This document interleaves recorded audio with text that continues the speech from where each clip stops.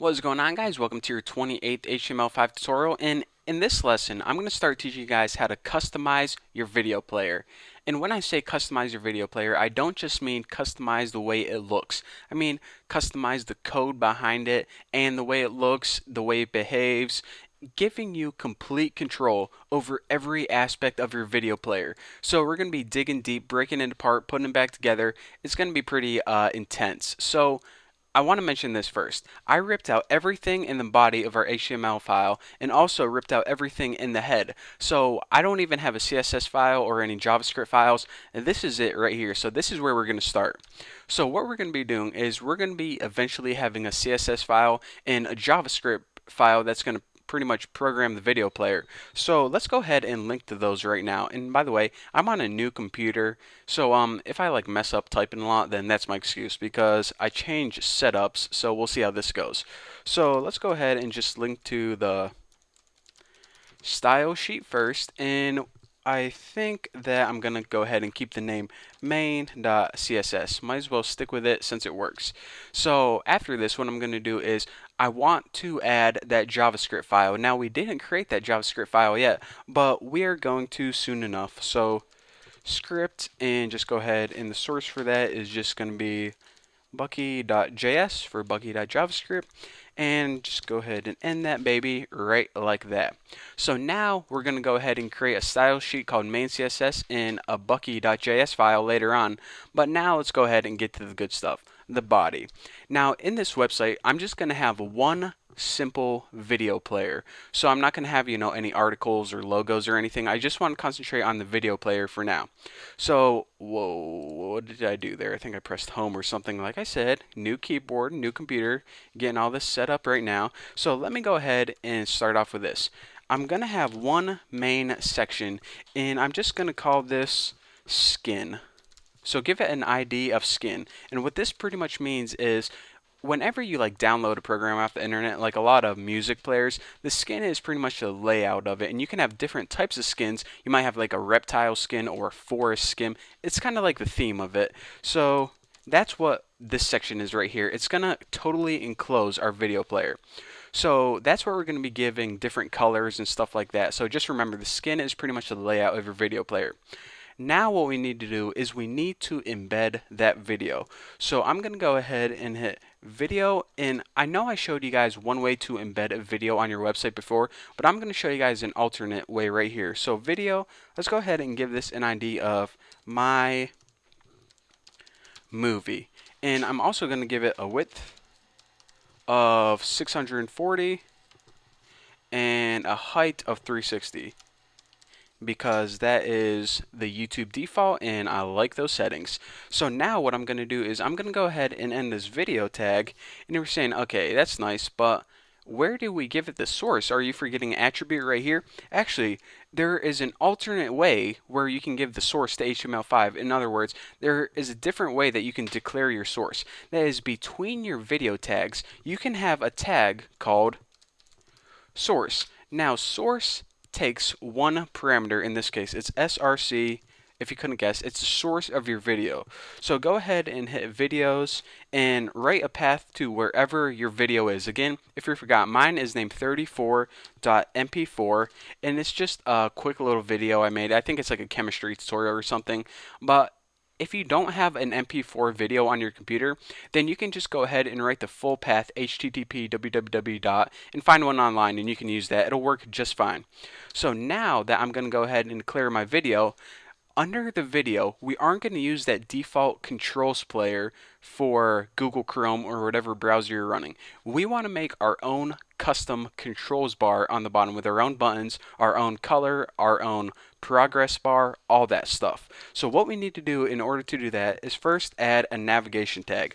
Now, navigation on a video player is pretty much the same thing as the controls bar on the bottom.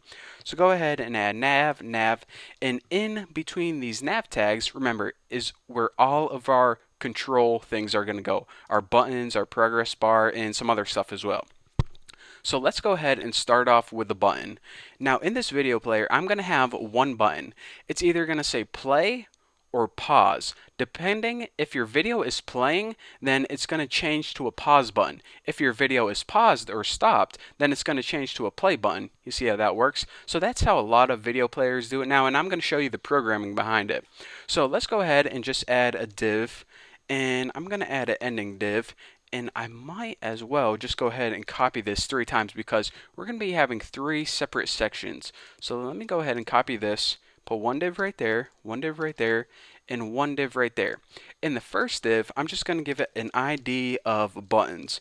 So this is where our play button is going to go, and if we decide to, add a pause button or a fast forward button later on, it's always going to go in between these div tags. So the first thing I'm going to add is just a button tag, and it's going to have a type of button, and this is actually going to make it a button like you would on an XHTML form, and we need to give it an ID to identify this button. I'm just going to name it the play button, even though it will change to a pause button. I'm not going to write play and pause button because that's way too much work. Don't have time for that. Now I'm just going to add the word play, and this is the text that appears on the button. And we can dynamically change this now, even though it isn't inside an attribute or anything like that. I'll show you how to change the text, and it's actually pretty cool. And of course, end our button so it knows where to end. So for now, we're just going to have one button in here, although we can add more later on. And that's all we're going to write inside the first div section. And remember, put all of this inside your navigation. Now in the second div section, what we need to add is that progress bar.